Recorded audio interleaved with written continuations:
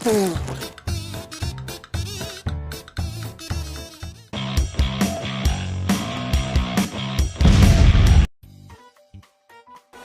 up, fam? Hope you all are having an amazing. What the hell?